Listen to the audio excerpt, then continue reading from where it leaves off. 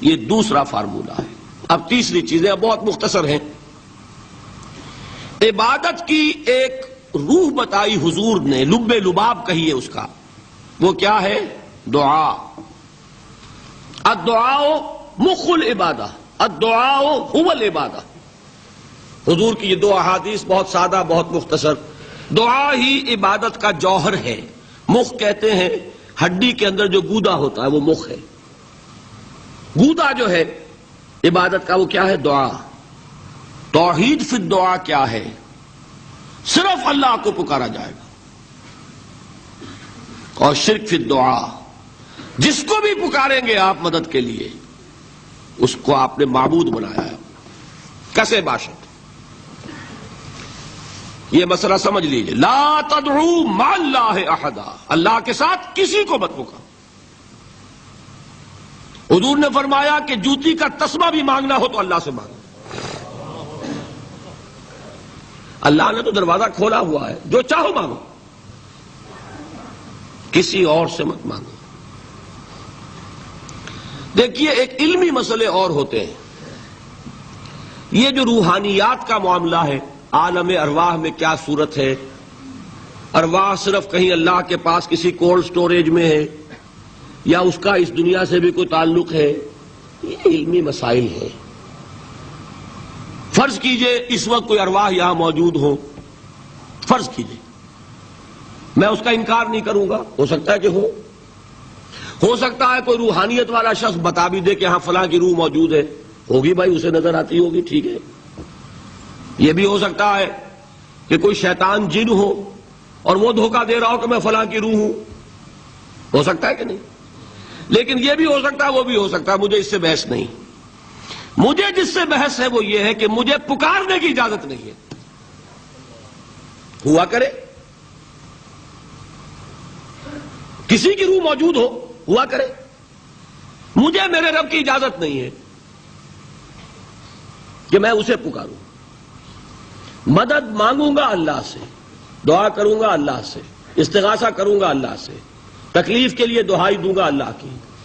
اب اللہ جس سے چاہے کروا دے، کسی روح کو بھیج دے، کسی فرشتے کو بھیج دے، مجھے کیا ہے؟ مجھے آم کھانے ہیں، پیڑ نہیں گننے۔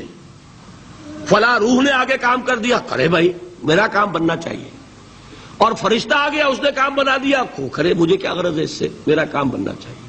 میرا مسئلہ یہ ہے کہ مجھے پکارنا ہے صرف اللہ۔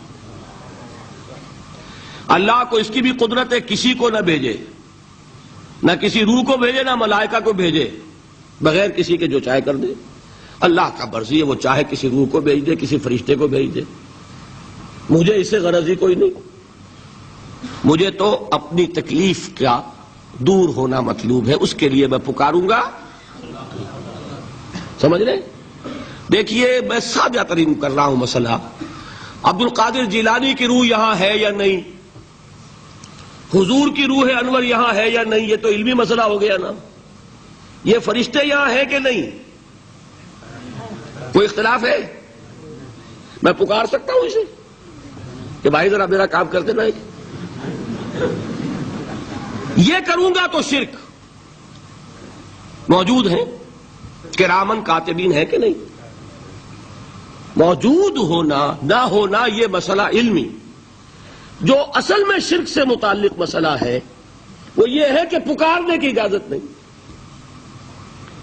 دیکھیے حضور کی ایک حدیث ہے، اور یہ ایک ہمارے لیے خوشخبری ہے۔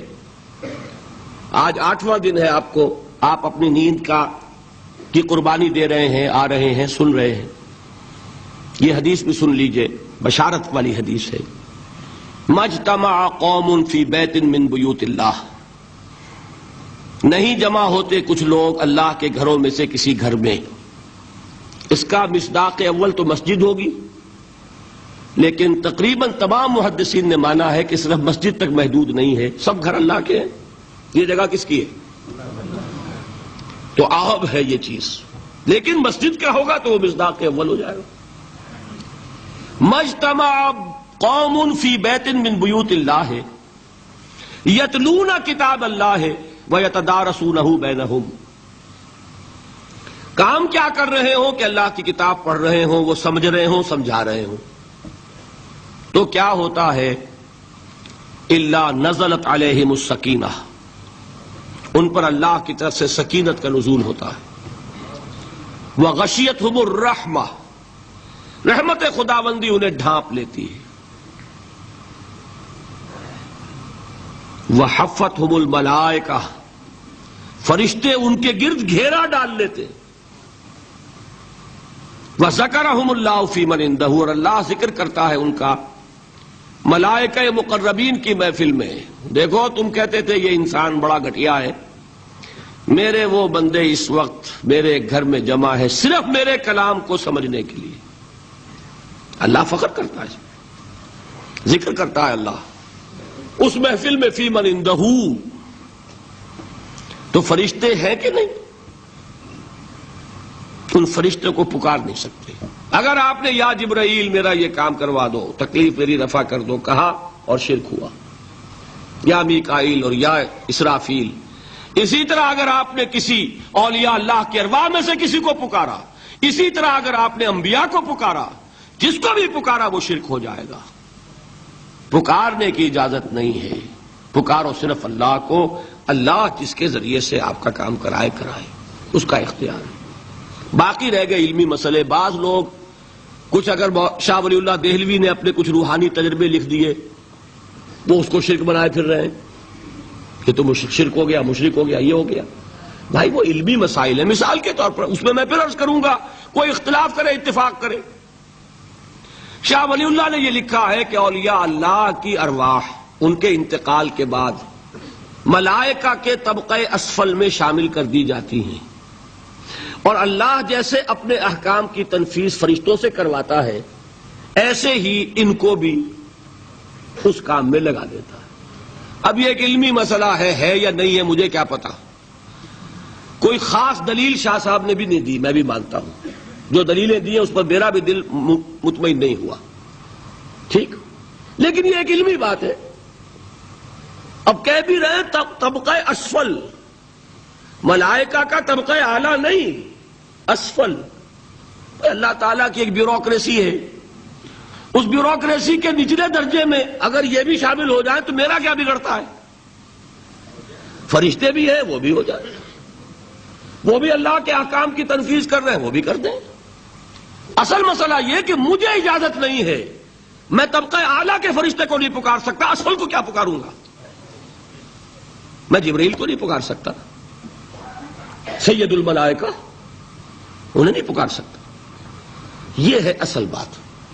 ندا لغیر اللہ، اللہ کے سوا کسی اور سے دعا، کسی اور سے استغاثہ، استدعاء، استمداد، یہ استعانت، یہ ہے اصل میں شرک.